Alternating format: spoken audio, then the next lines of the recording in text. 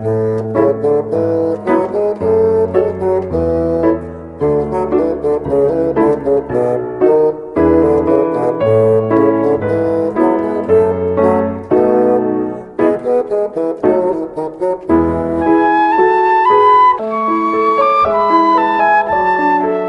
BFG by Roald Dahl, read by Geoffrey Palmer.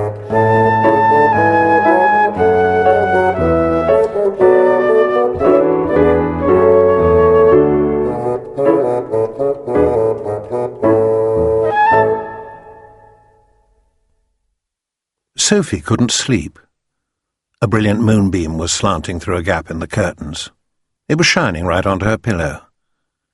The other children in the dormitory had been asleep for hours. Sophie closed her eyes and lay quite still. She tried very hard to doze off.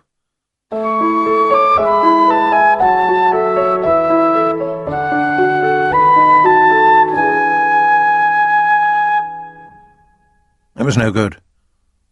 The moonbeam was like a silver blade slicing through the room onto her face. The window behind the curtain was wide open, but nobody was walking on the pavement outside. No cars went by on the street. Not the tiniest sound could be heard anywhere. Sophie had never known such a silence. Perhaps, she told herself, this was what they called the witching hour.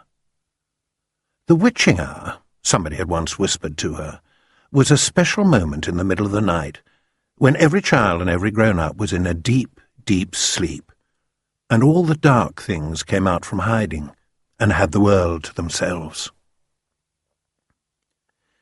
Sophie decided to get out of bed and close the gap in the curtains. You got punished if you were caught out of bed after lights out.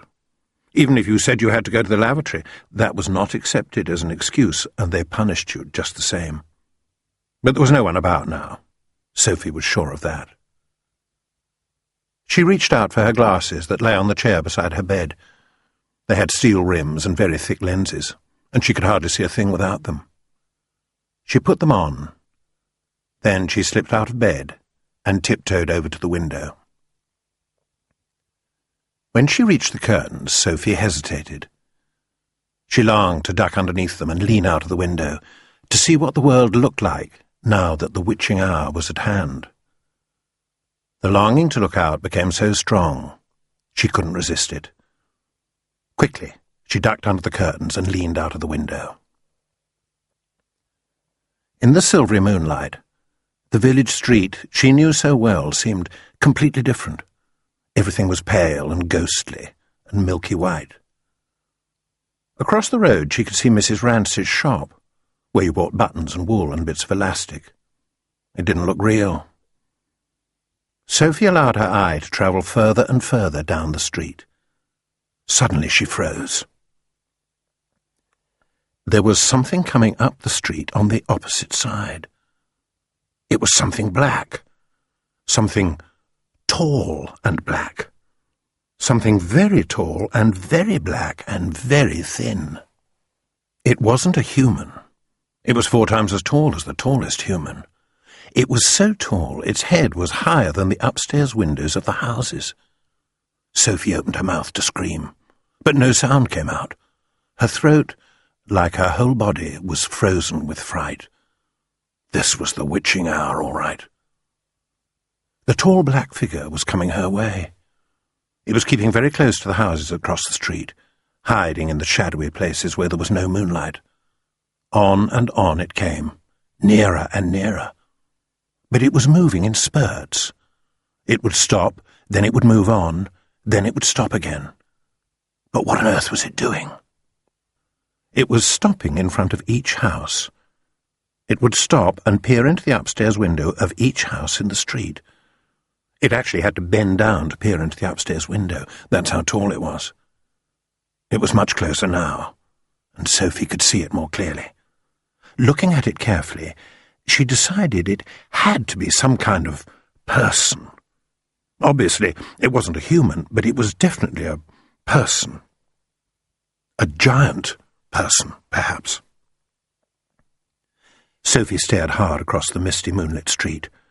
The giant, if that was what he was wearing a long, black cloak. In one hand he was holding what looked like a very long, thin trumpet. In the other hand he held a large suitcase. The giant had stopped now right in front of Mr. and Mrs. Gucci's house. The Guccis had a greengrocer's shop in the middle of the high street, and the family lived above the shop. The two Gucci children slept in the upstairs front room. Sophie knew that. The giant was peering through the window into the room where Michael and Jane Gucci were sleeping. From across the street, Sophie watched and held her breath. She saw the giant step back a pace and put the suitcase down on the pavement. He bent over and opened the suitcase. He took something out of it. It looked like a glass jar, one of those square ones with a screw top. He unscrewed the top of the jar and poured what was in it into the end of the long trumpet thing. Sophie saw the giant straighten up again, and she saw him poke the trumpet in through the upstairs window of the room where the Gucci children were sleeping. She saw the giant take a deep breath and, whoof, he blew through the trumpet. No noise came out, but it was obvious to Sophie that whatever had been in the jar had now been blown through the trumpet into the Gucci children's bedroom. What could it be? As the giant withdrew the trumpet from the window and bent down to pick up the suitcase, he happened to turn his head and glance across the street. In the moonlight, Sophie caught a glimpse of an enormous, long, pale, wrinkly face with the most enormous ears. The nose was as sharp as a knife, and above the nose there were two bright, flashing eyes, and the eyes were staring straight at Sophie. There was a fierce and devilish look about them. Sophie gave a yelp and pulled back from the window. She flew across the dormitory and jumped into her bed and hid under the blanket. After a minute or so, she lifted the corner of the blanket and peeped out. For the second time that night, her blood froze to ice and she wanted to scream, but no sound came out. There at the window, with the curtains pushed aside, was the enormous, long, pale, wrinkly face of the giant person, staring in. The next moment, a huge hand with pale fingers came snaking in through the window. This was followed by an arm as thick as a tree trunk, and the arm, the hand, the fingers were reaching out across the room towards Sophie's bed. This time Sophie really did scream, but only for a second, because very quickly the huge hand clamped down over her blanket and the scream was smothered by the bedclothes. Sophie, crouching underneath the blanket, felt strong fingers grasping hold of her, and then she was lifted up from her bed, blanket and all, and whisked out of the window. The awful thing was that Sophie knew exactly what was going on, although she couldn't see it happening. She knew that a monster, or giant, with an enormous, long, pale, wrinkly face and dangerous eyes, had plucked her from her bed in the middle of the witching hour and was now carrying her out through the window smothered in a blanket. What happened next was this.